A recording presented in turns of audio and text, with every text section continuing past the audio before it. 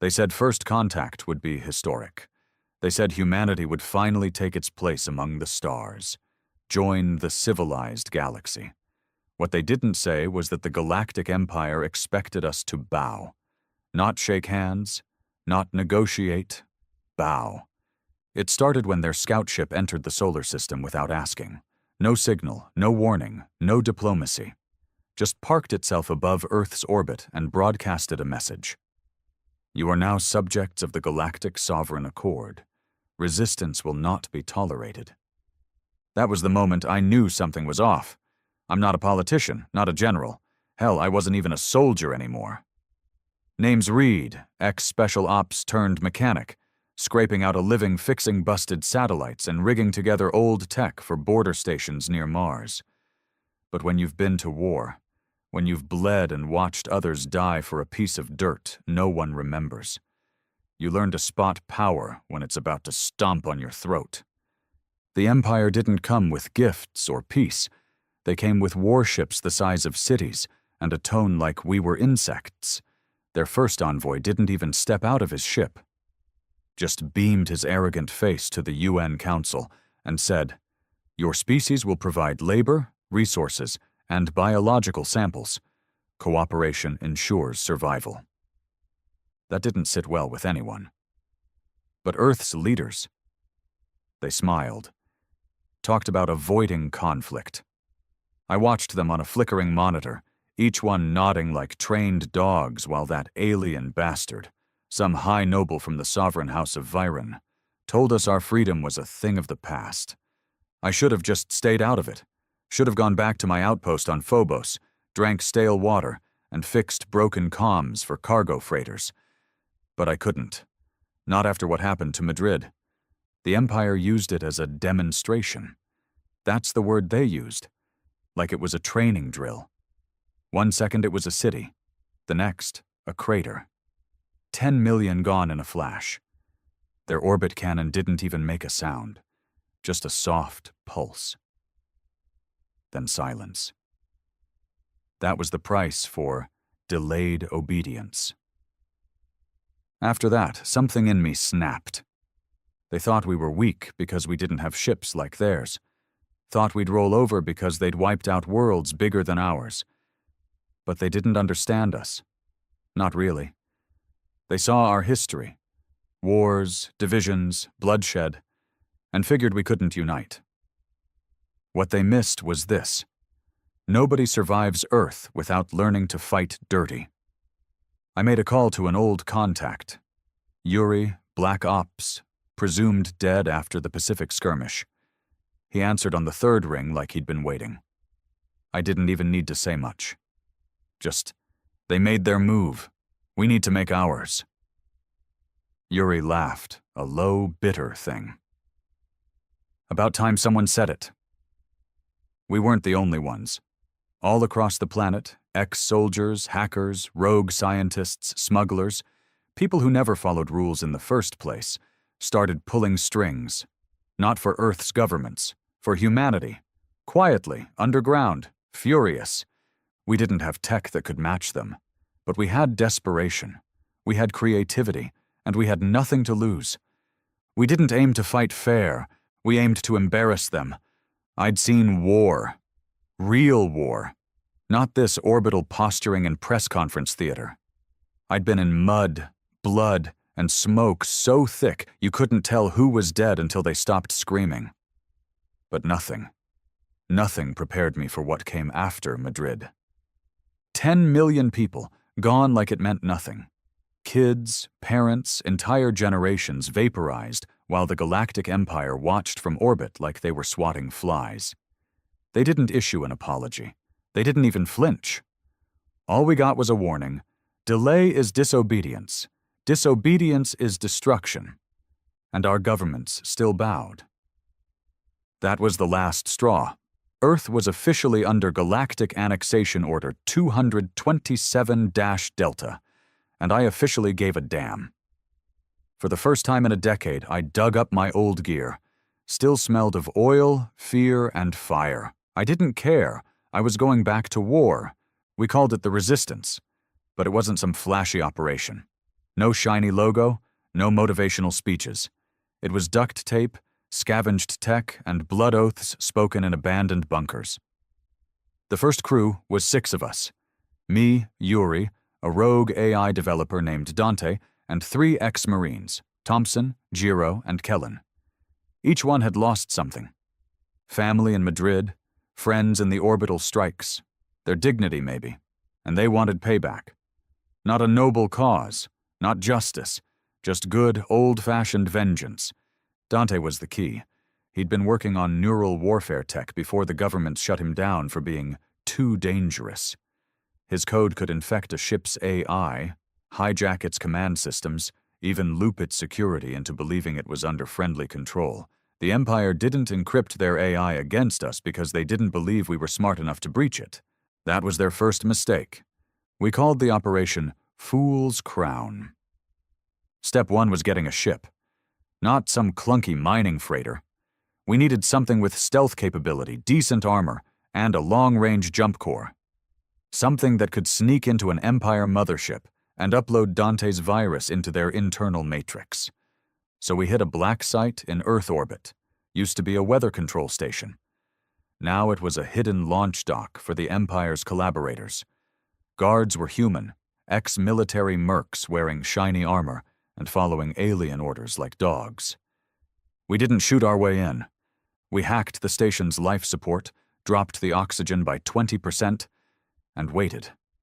Once the guards passed out, we slipped in through the maintenance shafts like rats. It was cold, dark, no lights, just the sound of our breath and the hum of alien tech we didn't understand. The ship we stole was beautiful, sleek, like a blade built to cut through stars. Alien-made, modified by Earth's top engineers, with stealth fields that shimmered like glass and a core reactor that thrummed with raw energy. We renamed her Insurgent One. The Empire never even noticed she was missing. That's how full of themselves they were. They believed we wouldn't dare. With Dante's AI loaded and Yuri at the helm, we made our first jump to Luna Outpost 9. That's where the Empire processed Earth's tribute. Metals, water, even people. They called them resources. We called them slaves. We didn't go in loud. We slipped in through the back, masked our signal to mimic one of their patrol cruisers, docked like we belonged. The guards didn't even check our papers. Why would they? We were primitive, harmless. Inside, the truth of Empire rule became clear. Earth wasn't the only one suffering. There were humans from other colonies, Mars, Europa, Titan, all shackled, collared, stripped of identity. The Empire had even started marking them. Barcodes burned into flesh, like we were livestock. Jiro lost it when he saw a girl no older than 12 cleaning alien waste off the floor while a 6-armed bastard kicked her in the ribs. Jiro broke protocol, broke formation, and broke that creature's neck with his bare hands. No regrets. We didn't leave quietly after that. Thompson detonated the main hangar while I uploaded Dante's code into the station's AI. Within minutes, lights went red, alarms blared, and every display screen started flashing a simple message in bold Earth text. Humanity is not your property. We rescued 117 prisoners, put them aboard Insurgent One, and jumped before the Empire could react. Their warships showed up 6 minutes later. Too late. The message had already gone viral. Every slave processing station across the solar system was hit with the virus. It didn't just display defiant slogans. It jammed their orders, reversed their drone protocols, and crashed their security grids. One station even self-destructed after the AI glitched its reactor control. It was the first real blow against the Empire. And they noticed. That's when the bounty went up. 500,000 credits for my head. They called me the Vermin General, said I was spreading disease across their perfect order. I took that as a compliment. But the next hit was personal. They found Yuri's sister. She'd been working as a translator for the Empire, feeding us information from the inside. When they realized she was the leak, they didn't just kill her. They broadcast it, live, across every human colony, stripped her down, labeled her traitor, then spaced her. No helmet, no suit, just pure vacuum. Yuri didn't speak for 2 days after that. When he finally did, he said, "No more sneaking, no more hiding. We make them bleed." We planned the next strike like it was the last one we'd ever do. Target, sovereign flagship Vandrex, the pride of the Empire's Earth fleet. They said it was invincible, 6 energy shields, 20 plasma lances, a command crew made of genetically perfected tacticians bred in artificial wombs. It floated in high orbit, untouched, untouchable. We didn't need to destroy it. We needed to humiliate it. The plan was insane. Dante would upload a second stage AI, this one more aggressive. It wouldn't just jam their systems. It would rewrite them, flip their shield harmonics, redirect their weapons, and force their own cameras to record every humiliating second. We approached under stealth. Insurgent 1, silent, invisible, riding on the thermal wake of a civilian supply barge. The flagship didn't even flinch. Once we were close enough, Dante pulsed the virus through a microburst laser, right into the Vandrex's maintenance relay. At first, nothing happened. Then, chaos. Their lights flickered, shields dropped, targeting systems reversed, lances started firing on their own escort ships. Then their communications screamed with feedback, alien officers shouting over glitching displays. And finally, the screens. Every monitor aboard that flagship lit up with a single video. The moment they vaporized Madrid. Over and over again. But now, it was spliced with footage of their own ships burning, their own officers panicking, their slaves rising. The whole galaxy saw it. The Vandrex lost 40% of its crew before they managed to regain partial control. And we left our mark. A crude human middle finger, digitally painted across their flagship's outer hull in fluorescent nanopaint. That broke them. For the first time, the Empire looked human in the worst way. Fallible, afraid, and foolish. The next week, rebellions sparked on Europa, then on Ceres, then Ganymede. Not organized, not led, just humans refusing to be quiet. And the Empire, for all its size and power, didn't know how to handle defiance without annihilation. But we were no longer afraid to be annihilated. We'd already lost everything. They taught us fear. We answered with rage. After the Vandrex debacle, the Empire stopped calling us insects. They had new names for us now: contaminants, insurgents, biological threats. Their language changed because they no longer saw us as beneath them. They saw us as dangerous. That fear? That was our first real victory. Not ships, not territory. Fear. But fear makes monsters out of monsters, and they didn't retreat. No, they doubled down. The next few weeks were hell. They stopped pretending. No more warnings, no more staged demonstrations. Entire mining colonies were slagged from orbit, no questions asked. Human workers, loyal or not, were rounded up and sterilized. They wanted to crush the virus we'd become. But they didn't realize something. You can't crush what's already been broken. We were scattered, fragmented, but we were everywhere. Little fires lighting up across the stars. Resistance wasn't a name anymore. It was a virus, a whisper, an infection in the system. One we didn't need to control. We just needed to feed it. But you can only run so long before the Empire gets close enough to hurt. That happened on the outpost at Titan's Grasp. It wasn't a base. It was a cave system. Old smuggler routes carved into ice and metal by criminals long before the Empire showed up. We'd been using it as a waypoint to move rescued prisoners and contraband tech across the belt. I was there with Yuri and Dante when the first shell hit. We didn't hear it. Sound doesn't carry in space. But we felt it.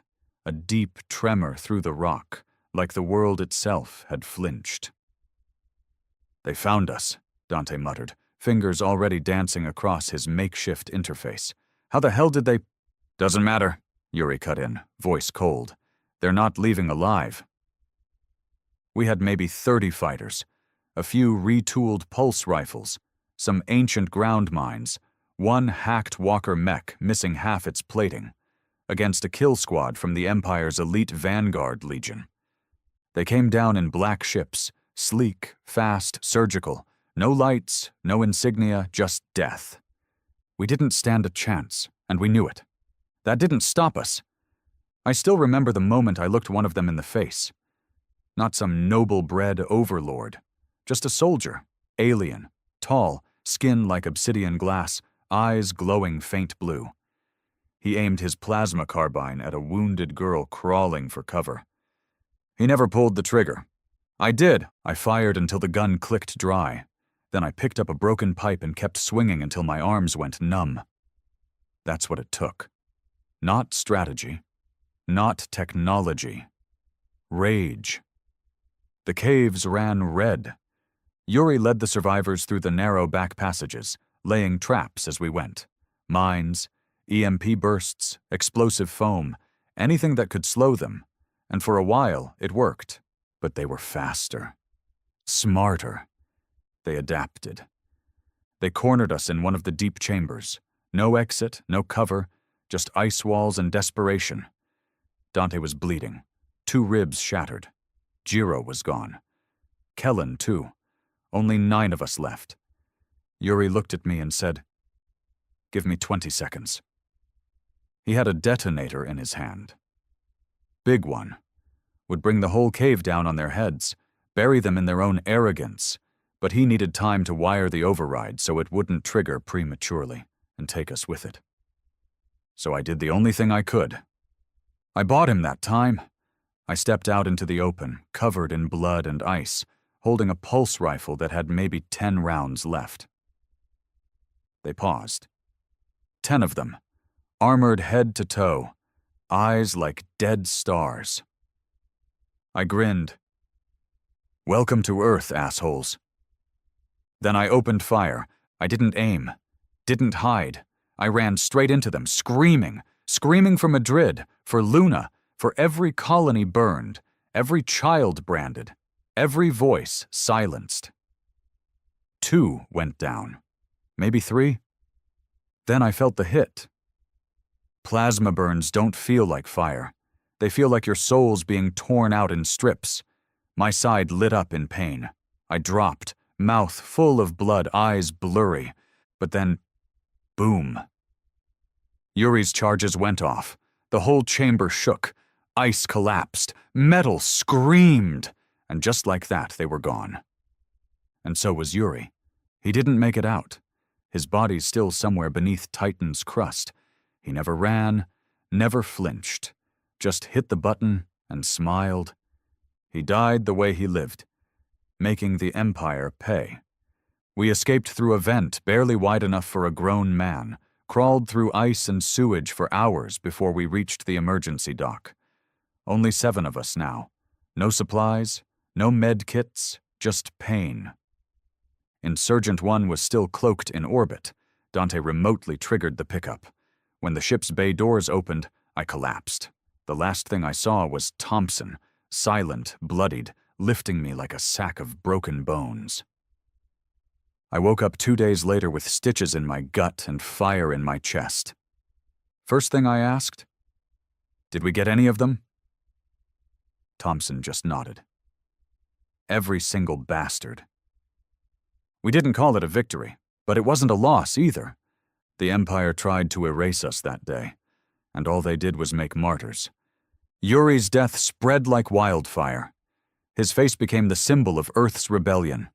Not polished, not photoshopped. Just a scarred soldier in battered armor, holding a detonator with a smirk that said, "You bleed too."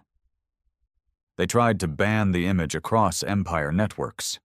Didn't work. It was everywhere, graffitied on walls, printed on resistance gear, projected in holograms across occupied cities. Every time they tried to erase him, 100 more images popped up. They didn't understand that killing one of us didn't scare the rest. It ignited us. After Titan's grasp, we changed tactics. No more large bases, no more fixed positions. We became shadows, moving targets, saboteurs, ghosts. We struck where they felt safe. Empire officers began disappearing from their beds. Supply routes were sabotaged. Communication arrays fried. Even their high nobles weren't immune. One of them exploded mid-speech when a resistance drone dropped a micro-bomb from a maintenance duct. They called us terrorists. We called it equal footing. Meanwhile, Dante's virus kept evolving. It wasn't just jamming systems anymore. It was spreading between ships like a flu, learning, adapting. He called it Echo. Echo wasn't just code. It was vengeance encoded into data. Every time a ship was infected, it played a recording. Just 3 seconds of audio. A child screaming. Then silence. Madrid's legacy. They tried to trace the source. Couldn't. Echo had no core server, no control center. It lived across hundreds of stolen satellites, old orbital stations, even inside Empire tech they didn't know we'd compromised. And then something amazing happened. The slaves started fighting back, not just humans, other species. The ones the Empire had broken long before we ever reached the stars. They saw us. Saw that we bled but didn't kneel. Saw that we were small, but unafraid. And for the first time in centuries, they believed it was possible. The Empire was cracking, one insult at a time, one explosion at a time, one human scream echoing in their pristine corridors at a time. We weren't soldiers anymore. We were legend. We'd made them bleed. We'd shaken the image they wore like armor, that illusion of invincibility they paraded across the stars. But shaking an empire isn't the same as breaking it. And the Empire? They were preparing to remind us. Dante intercepted the first transmission while running echo diagnostics through a stolen relay hub near Neptune's shadow. The message wasn't directed at Earth. It wasn't even in Galactic Common. It was encoded in something older, deeper, the sovereign tongue, used only by the elite in the Empire's inner command. A language most humans didn't even know existed. But Dante? He'd cracked it months ago. I remember the moment he played it for me. We were alone in the dim bridge of Insurgent One, cold recycled air hissing around us, lights low to preserve energy. His voice was flat, cold, but his eyes? They carried something else, something close to fear. They're calling in the Ascendants. That meant nothing to me at first. Then he showed me what that meant. The Ascendants weren't soldiers. They weren't even generals. They were purifiers, genetically and cybernetically enhanced executioners, built for one thing, extermination, used only when the Empire no longer considered a population redeemable. They didn't fight wars. They erased species. Earth had been moved to that list. The message included detailed orders, sterilization of all resistant biomass, controlled annihilation of planetary systems to prevent meme spread of rebellion ideologies, and the initiation of Protocol Pale Sky.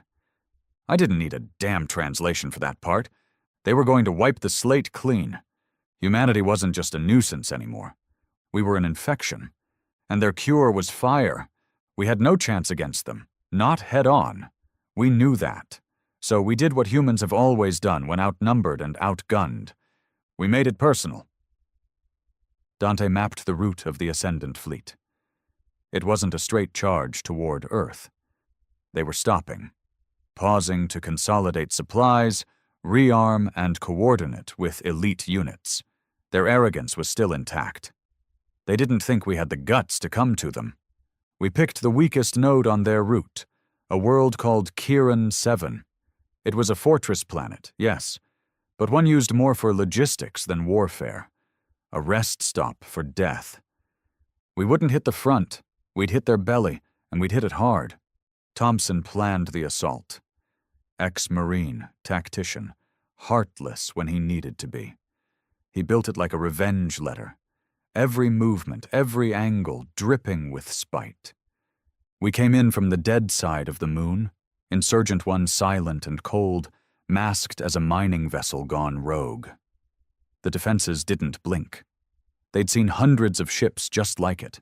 Runaways, smugglers, scavengers looking to refuel or trade. We got inside without a single shot fired. What followed wasn't war, it was vengeance. We split into 3 teams. Dante went for the control hubs, server towers that ran orbital defenses and planetary scans. Kellen and his demolition crew headed for the supply vaults, racks stacked with weaponized nanites, cryo-munitions, and enough energy cells to ignite a small moon. And me? I went with Thompson into the barracks. We didn't go in to fight. We went into broadcast. Thompson carried a small drone the size of a skull. Inside, it had a recorded message. 1 minute long. A mix of visuals and voice, all of it raw. Footage of Madrid. Children screaming in Luna cages. A woman's hands reaching through a force field as fire swallowed her family. Then our message. This is humanity. You showed us fear. We answered with fire. You showed us order. We answered with chaos. We are your reckoning. The drone launched seconds before the first alarms went off. It reached every screen in the complex. Then bounced its signal off 2 rogue satellites. By the time the Ascendants heard about the attack, the galaxy had already seen it. We didn't destroy Karen 7. We humiliated it. The entire base detonated in a cascade of fuel ignitions, chain reaction warhead overloads, and synchronized AI subroutines that made their own systems self-destruct. It was a planet-wide embarrassment, one that echoed. By the time we escaped back into deep void, the Empire was scrambling to hide the footage, scrambling to deny the attack. But it was too late. The illusion cracked again. More colonies started rising up, not just human, alien workers who had been enslaved for centuries. They didn't trust us. Not yet. But they saw something in us they hadn't seen in themselves for generations. Defiance. And defiance is contagious. But the Ascendants? They didn't care about perception. They responded fast. They torched Europa's rebel cell, crushed the methane cities on Titan. One by one, our allies vanished under their advance. Cold, efficient, absolute. The last warning came from Ceres. A resistance leader named Rado, one of the few alien species who actually stood with us, sent a distress call before going silent. I answered it personally. Insurgent One jumped into Ceres' orbit expecting wreckage. Instead, we found something worse. Silence. No wreckage, no fire, just quiet. No energy readings, no life signs. We sent a probe. Ceres was still intact, surface unscarred, but its people were gone. Every single one. No bodies, no signs of battle, just silence. They hadn't killed them. They'd erased them. That's what the Ascendants were. Not warriors, endings. I stared out that viewport for hours. Didn't eat, didn't sleep, just watched the dead rock drift and tried to feel something that wasn't rage. I couldn't. By then, our numbers were down to under 50 fighters, spread thin across dozens of hideouts. Supplies were running out. Echo was starting to fragment under security countermeasures.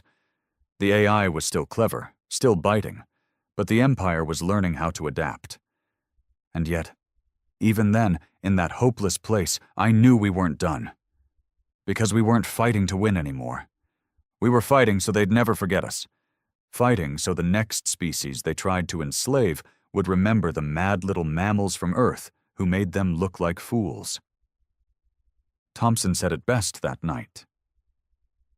He sat beside me in the dark of the bridge, watching the void churn with dead stars, and said, "They'll write about us someday. Not in their history books, number in their nightmares." And I believed him, because we weren't done yet, not even close. After Ceres, the game changed. We'd thought we were fighting an empire built on power, on fleets, weapons, and soldiers. But that was just the skin, the surface. The real engine behind the empire wasn't force. It was control. Control of minds, history, culture, control of what people feared and what they believed they couldn't do. The Ascendants didn't just kill bodies. They scrubbed memory, erased entire histories. Rado and his people? It wasn't just their voices that had gone silent. It was their existence. Galactic databases were wiped, maps were redrawn, and Ceres, now listed as uninhabitable due to magnetic instability. Like they'd never lived there at all. That hit harder than a plasma round. We weren't just fighting for freedom anymore. We were fighting for remembrance, and that meant going where no human had gone before, into the heart of the Empire. Dante called it the Nexus. Not a place, really, more like a system. A cluster of planets orbiting an artificial star, wrapped in quantum firewalls, and guarded by a fleet so vast its own shadow could black out moons. This was where the Empire's knowledge lived, its archives, its digital consciousness, history, culture, identity, all stored in the Nexus, and hidden in that data was the truth. Not just about what they'd done to Earth, but what they'd done to everyone. We couldn't destroy the Nexus. That would be suicide, but we didn't need to. We needed to crack it open, let the truth spill out, let the galaxy see. It took us weeks to find a back door, an ancient communications satellite, long abandoned, still drifting near the outer edge of the system. Obsolete, forgotten, just like us. That's how we got in. We piggybacked a signal through the satellite's decayed systems, wrapped Echo in layers of synthetic data, then injected it directly into the Empire's archival interface. It wasn't elegant, it was savage. But it worked. For 6 minutes, the Nexus bled. Their data firewalls trembled, auto-locks failed, and we got a glimpse, just a sliver of what they'd hidden. And what we saw? It broke something in all of us, because humanity wasn't the first. Madrid wasn't the first demonstration. And the Ascendants? They weren't executioners. They were cleaners. Whenever a species got too proud, too united, too dangerous, the Ascendants came. And wiped them, not just physically, but entirely. Erased their languages, their records, burned out every trace until the only thing left was silence. And then, the Empire filled the void with a new narrative. Primitive, violent, extinct by their own failures. We'd always wondered why the galaxy was so quiet, so homogeneous, so full of cowardice and apathy. Now we knew. The Empire had been editing reality for millennia, one truth at a time. That was the night Dante stopped being a programmer. He became a weapon. He rewrote Echo from the inside, gave it teeth. Not just a virus now, but a story. One designed to slip past every defense, hide in entertainment streams, commercial packets, education nodes. Echo would tell the truth. In music, in art, in snippets, in code. Wherever a screen flickered, the truth would appear. Uninvited, unfiltered. First, it was one video. Grainy footage of the Ascendants vaporizing a rebel city while children screamed in the background. Then another. An old noble admitting on record that truth is only useful if it serves structure. And then more. Clips, voices, deaths, proof, everywhere. The Empire panicked. They started burning screens, pulling satellites, scrambling internal networks. But it was like trying to catch smoke with bare hands. They called it a reality plague. We called it vindication. But it came at a price. They found us, not just our ship. Insurgent 1 had long since been abandoned for security. They found one of our old caches on Io, a relay node we'd forgotten about. Sloppy, we'd gotten too bold. The hit squad didn't come with guns. They came with something worse. Disruptors. Weapons that unraveled flesh on a molecular level. Clean. Quiet. No mess. Just absence. Kellen died trying to hold the door. Didn't scream, just turned, smiled, and threw a last charge at their feet. Boom, then silence. We lost 4 others that day. And Echo? It started breaking down. The Empire had seeded counter-AI routines across its infrastructure. Smart ones, adaptable, ruthless. For every stream we infected, they silenced 3. For every truth we told, they fed 10 lies. They started spreading propaganda that humans had created the Ascendants, that Earth was a rogue species, artificial, designed for chaos, a failed experiment. And the worst part? Some people believed it. That was their power, not weapons, not ships, narrative. But we weren't done yet. Because Dante had a backup, a kill switch, a last resort, a worm buried deep inside Echo. It didn't spread information, it stole it. It started harvesting data from every node it touched, images, reports, recordings, and storing it inside one isolated capsule, encrypted with quantum locks and sealed in a dormant drive.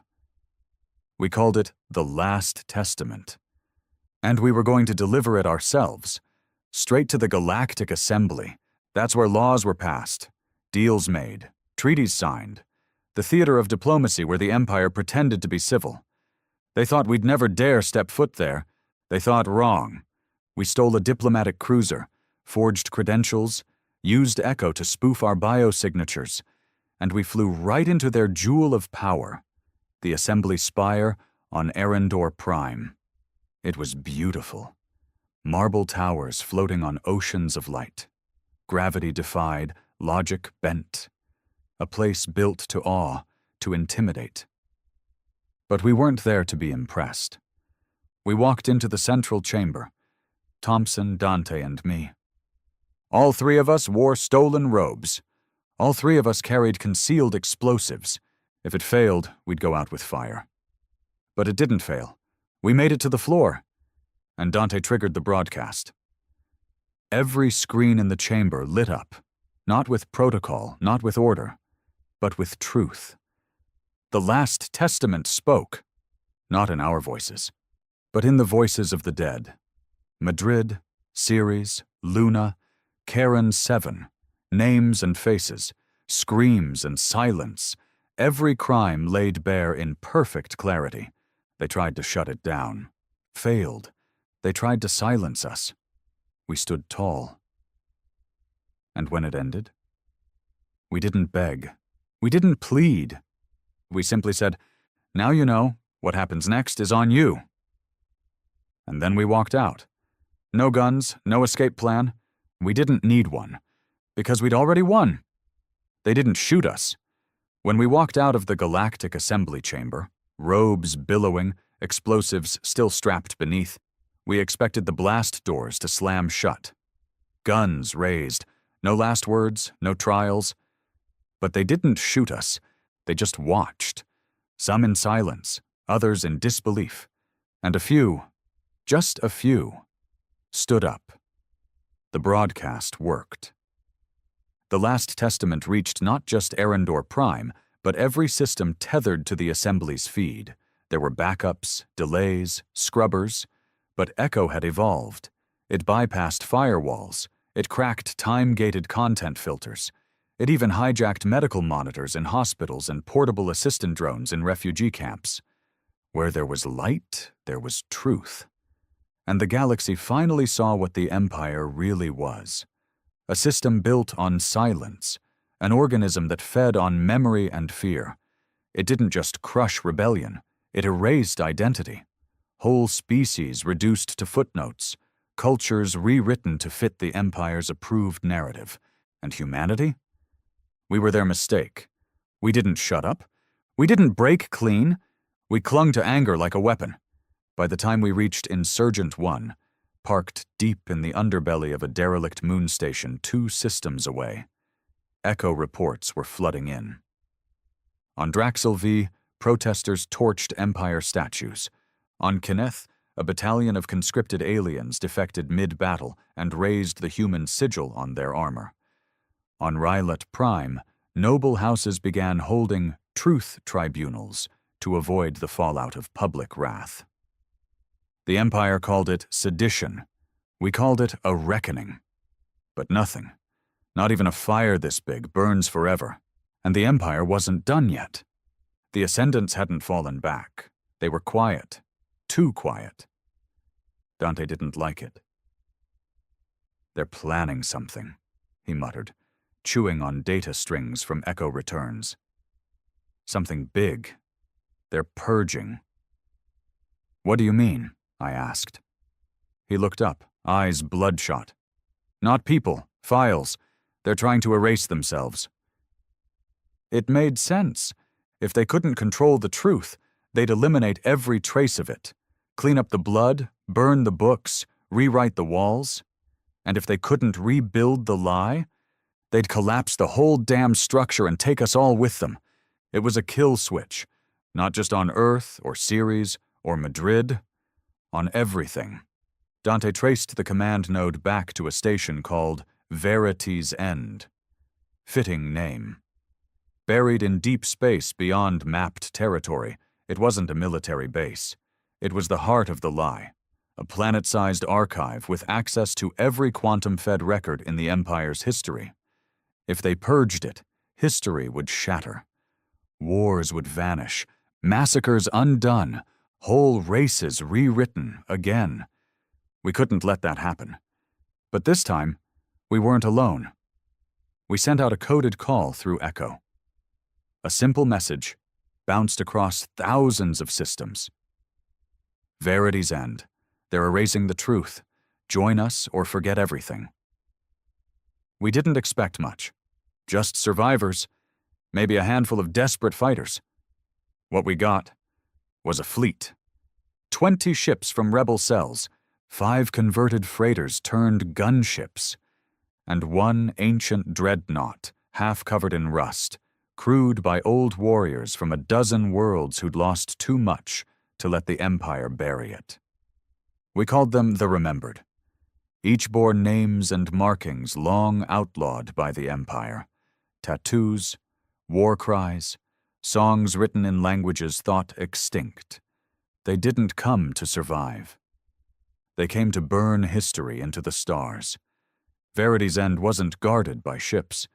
It was guarded by silence. No communications, no lights, just a dead field of drifting satellites and dormant weapons platforms.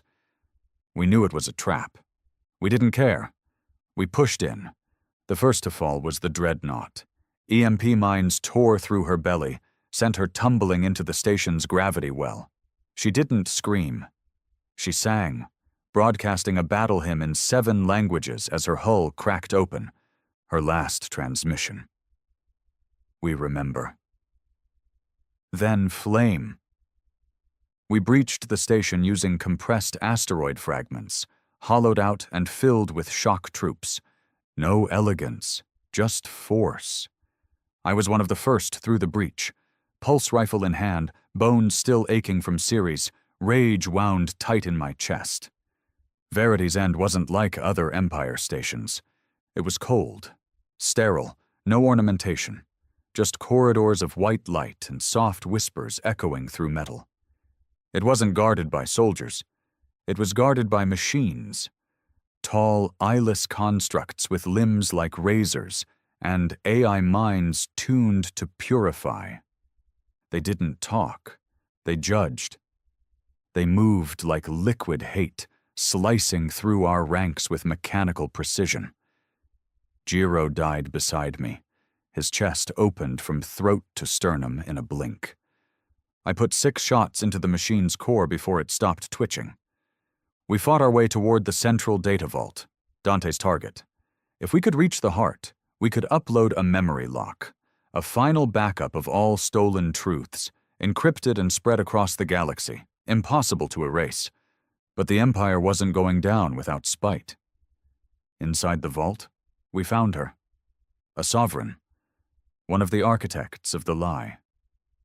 She stood there, wrapped in light, skin like polished chrome, eyes empty. "You were never meant to last," she said, voice soft, almost kind. "You were chaos wrapped in flesh, an echo of lesser stars." I walked up to her, bleeding, shaking, tired beyond words, and I said, "That's the thing about echoes. The louder the silence, the harder they hit." Then I shot her in the mouth. Dante uploaded the memory lock while the rest of us held the corridor. Screams, smoke, metal rain. By the time he finished, only 10 of us were still breathing. The lock triggered. The station began to collapse. Self-purge, data destruction, fire across every corridor. We ran, fought, bled, and somehow we made it back to Insurgent 1, watched as Verity's end tore itself apart, watched as the stars blinked, one by one, sending out pieces of truth, of memory, of us. The Empire didn't fall that day, not all of it, but it cracked. And inside that crack we planted something no machine, no sovereign, no ascendant could kill. Legacy. We didn't celebrate, not after Verity's end burned. Too many names went into that fire. Too many screams still clung to the walls of Insurgent 1, echoes from the dying who'd come knowing they wouldn't leave. And even though the memory lock worked, though we saw the signs of it blooming across the stars like wildfire, there was no victory parade. Just scars. Galactic channels began calling it the shattering. History fragments popping up in unexpected places. School modules corrupted with old war footage. Religious archives suddenly showing images of forbidden gods. Children's hollow toys playing screams instead of lullabies. The Empire tried to blame us, said we'd triggered a data apocalypse. They weren't wrong. We did. But this wasn't destruction. This was restoration. They had buried the truth so deep, they forgot what would happen when someone dug it up. Worlds began to change. Minor systems stopped paying tribute. The smaller species, those broken down and bred into compliance, began carving their names back into city walls. On Arlan 3, we saw the first open rebellion led not by humans, but by the Rithari, long thought extinct. Their chant shook the stars.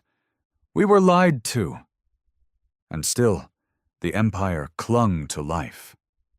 A sovereign named Arctix took command after Verity's end fell. He wasn't a politician. He was a purebred warlord, one of the few who had never tasted loss. And he made his intentions clear. If they couldn't control history anymore, they'd settle for ending the future. They called it Scorch Doctrine. The logic was simple. If Earth was the source of the infection, they'd burn Earth, but not just with ships. They unleashed something older, something worse. They called it the Cleaners. Not machines, not soldiers, bioweapons, living plagues, tailor-made to identify human DNA and dismantle it, not just to kill, but to erase. Bones would dissolve, memories would rot, even artifacts would corrode on touch. We learned about them too late. By the time Echo flagged the transmission, 2 colony moons were already gone. I watched the footage. People screaming as their shadows peeled off the ground and consumed them. Fathers holding children who melted into ash before they could cry. Entire forests, cities, oceans turned to sludge. And then silence. No survivors. No graves. Just a report. compliance achieved. That was when I lost Thompson. He didn't say goodbye. Just took a dropship, 5 men, and flew straight into a cleaner seed ship over Mevrak Ridge. He detonated his core mid-entry, vaporized the seed and himself with it. It bought Earth another month, that's all. We needed to do more. But it wasn't that simple anymore. Humanity was splintering. Some groups didn't want to fight. They wanted to negotiate, sign terms, make peace. They said truth was dangerous, that we'd pushed too far, that maybe the Empire had a point. They weren't traitors, just tired. But tired people do stupid things. One cell, we called them the Pale Suns, hijacked a beacon meant for Echo and tried to send a surrender package. Full coordinates, hidden bases, resistance movement details. They wanted to trade it for limited sovereignty, for safety, for silence. Dante found the breach and stopped it just in time. But the damage was done. We were no longer just fighting the Empire. We were fighting ourselves. You see, the deeper we cut into the Empire's body, the more our own infection spread. Old grudges returned. Different resistance groups fought over who would rebuild. Some wanted democracy, others wanted isolation. Some wanted revenge so total it bordered on genocide. And Earth? It wasn't united anymore. Not really. Half the planet still believed the Empire's lies. The other half wanted the stars handed over on a plate. Only a sliver, those who had fought, bled, and lost, understood what came next.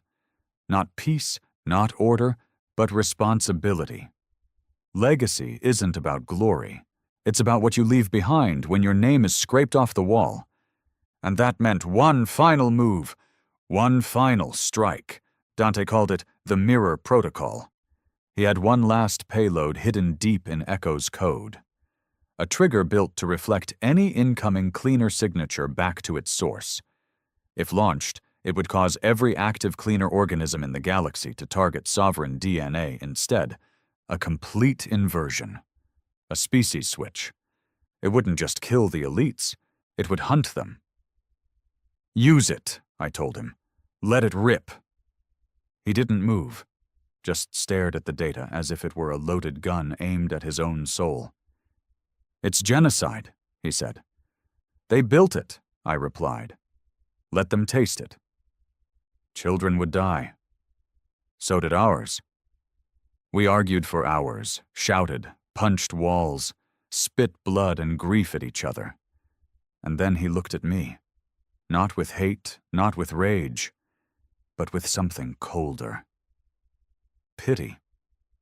You're not fighting for humanity anymore, he said. You're just trying to win. And he was right. I didn't care about survival at that point. I cared about making sure the monsters felt what we had felt. But Dante? He made a third choice. He modified the Mirror Protocol, rebuilt it into a genetic gate. Instead of inverting targets, it would lock the cleaners, trap them into stasis, freeze their replication cycle, and stop them permanently. It wouldn't kill the Empire. It would end their most powerful weapon. For good. But to activate it, someone had to upload the trigger manually from the core of the central cleaner ship. Buried in Empire territory, orbiting the forbidden planet of Zarkon. A suicide mission. And he volunteered. I told him no, he didn't listen. I woke up the next cycle to find him gone. No note, just one line written in old Earth text, carved into the console. Let them remember who stopped the plague. Dante never came back. But the cleaners stopped. All at once. Froze mid-motion. Everywhere. Earth breathed again. We lost a friend. They lost their god. The Empire didn't announce defeat. They couldn't. But their voice went silent. Their fleets withdrew. Their propaganda shriveled. And in that vacuum, we built something new. Not perfect, not clean. A million voices screaming over each other in the ashes. But free, and that was enough. No statues were built. Not for me, not for Dante, not for Yuri or Thompson or the 10,000 others who bled for something bigger than themselves. No marble pillars, no golden plaques, just names, scratched into the hulls of rusting ships or whispered in taverns between drags of bitter-smelling vapor. And honestly, that's how it should be. Because the war wasn't about heroes. It was about reminders, about making damn sure the galaxy never forgot what we paid to be heard. The Empire didn't collapse in one final glorious bang. There was no last stand, no grand surrender. It eroded, like a body rotting from the inside out, too proud to admit it was already dead. The sovereigns tried to hold power, but their fear made them sloppy. They turned on each other. Executions became routine. Civil wars sparked in core systems. Planets that had once bowed without question began closing their gates and sealing their skies. They called it the Silent Fall. It took less than 2 years for their network to fracture beyond repair. And Earth? We didn't rise like a phoenix. We crawled, scarred, divided, angry. Half the population wanted to rebuild. The other half wanted retribution. There were riots, assassinations, whole cities torn in half over who was to blame. Some said we'd provoked the war. Others said we hadn't gone far enough. Some worshipped the resistance. Others hated us for bringing the Empire's wrath. I didn't speak at any of the gatherings, didn't join the Reconstruction Councils or sit on the New World boards. I didn't care about politics. I cared about graves. I spent months walking the battle sites. From Mars' broken ridges to the ice pits of Titan, I walked. Found what was left. Buried who I could. Marked the rest. Madrid was still a crater. But someone had etched words into the stone near the edge.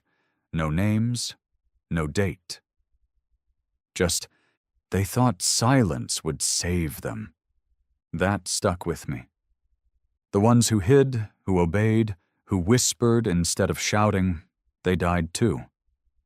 Being quiet never saved anyone. One day I found myself back on Luna Station 7, where it all started for me.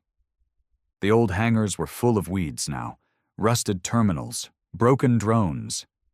But inside the main control chamber, someone had left a message looping on an old screen. Dante's voice. I didn't expect it, didn't even remember the relay being there. Maybe he recorded it before Zarkon. Maybe he sent it after. Didn't matter. His voice was tired, real, not a speech, not a code. Just him. If you're hearing this, we didn't lose. That doesn't mean we won, but we weren't erased. And that's something. They built an empire on the idea that no one would remember, so keep remembering, even when it hurts. Especially then. That's how we win. Not with bombs, with memory. I sat there for hours, listening to it on loop. And for the first time since the war ended, I cried. Not for me, for all of it. The rage, the grit, the faces I couldn't recall even though I tried, the smell of burnt metal, the feeling of a trigger, the sound of silence after a shot that changed everything. It wasn't glory. It was a burden, and it was mine to carry. I left Luna that night, alone. No fleet, no crew, just a rusted shuttle and a destination. The edge of mapped space. A place with no name, just empty stars and the whisper of possibility. Because the war taught me something. It wasn't about who won, it was about who survived with their soul intact. About who chose to build after the fire. I knew people back on Earth who were already laying plans for a galactic alliance. Not another empire, they swore it. Something better, something fair. Maybe they were right. Maybe they were just tired of war. I didn't join them, but I didn't stop them either, because someone had to try, and someone else had to remember why it mattered. So here I am, drifting through the dark. A soldier with no flag, no orders, just stories. The kind no one wants to write down. Too messy, too bloody, too real. But I write them anyway. On ship walls, on old crates, in binary pulses across quiet relays, not so I can be remembered. So they will be. Yuri, Thompson, Dante, the girl from Ceres who painted our symbol in her blood, the crew who never made it off Verity's end, the martyrs and monsters and those in between. They mattered. And maybe, in some distant system, a kid with a curious mind will find a fragment, a clip, a name. And maybe that'll be enough to stop the next empire before it starts. Maybe not. But I'll keep writing. Because that's the one thing they were always afraid of. Not our weapons, not our anger, but our refusal to be forgotten. We are humanity, and we made the galaxy remember us. The hard way, the only way, our way.